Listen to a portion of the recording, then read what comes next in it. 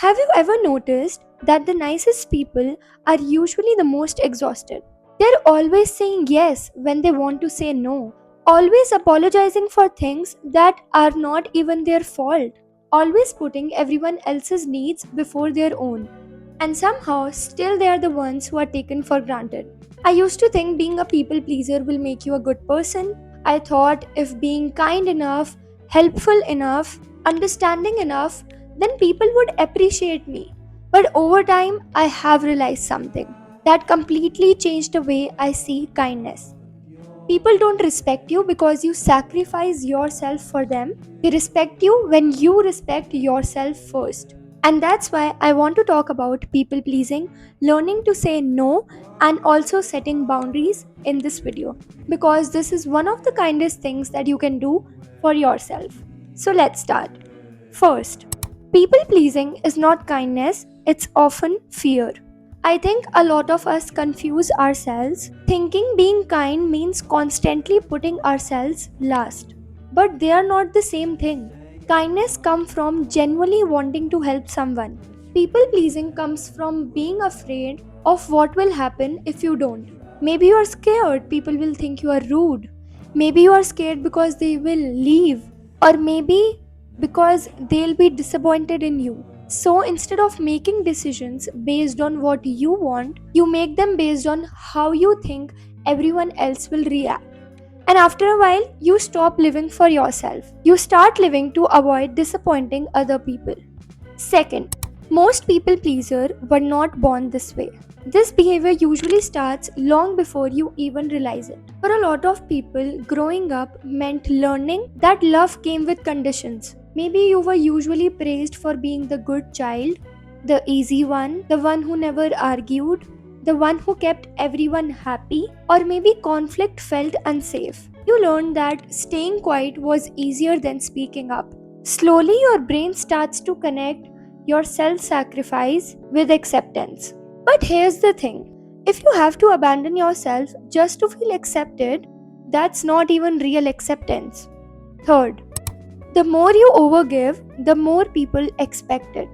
This was actually one of the hardest things for me to understand. When you are always available, people get used to it. When you are always the one saying yes, they stop asking if it's okay. When you are constantly putting people above yourself, they start expecting it more. Not because you are a bad person, but because you have unintentionally taught them that your time, your energy, your boundaries are always negotiable. And the moment you finally say no, people act surprised. Not because you are wrong, but because you have changed the pattern. Fourth, boundaries don't make you rude, they make relationships healthier. I think boundaries get such a bad reputation. People imagine boundaries as cutting off people, yelling, shouting, fighting, or just being cold. But no, most boundaries are actually really simple. They sound like I can't make it today, I need some time for myself, I'd rather not discuss that. That's it. Please listen to me. You don't owe anyone a proper 5-minute explanation.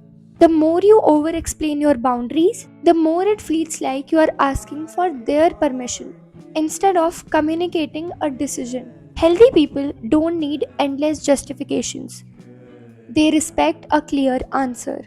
Fifth, not everyone will like the new version of you, and that's totally okay. This is probably the scariest part. When you have spent years being available for everyone, setting boundaries can feel like that you are becoming a new person or a different person. Some people will call you selfish. Some will say you have changed. Others might even try to make you feel guilty. But ask yourself this, did they like you? Or did they like the version of you that never said no to them? Because people who truly care about you may need some time to adjust, but they will eventually respect your boundaries. The people who only valued what you could do for them are usually the ones who get angry when they no longer have the unlimited access to you. Sixth, start small because confidence is built, not born. If saying no feels impossible right now, then that's totally okay. Don't expect yourself to suddenly become fearless overnight. As I always say, confidence does not appear before action. It comes because of the action. Start with something small. Decline an invitation you are too tired for. Say you are unavailable without inventing an excuse. Tell someone when they have hurt your feelings. Every time you choose honesty over people pleasing, you are teaching your brain that it is safe to prioritize yourself. And eventually, what once felt terrifying will later feel normal. Seventh, your worth has nothing to do with how useful you are.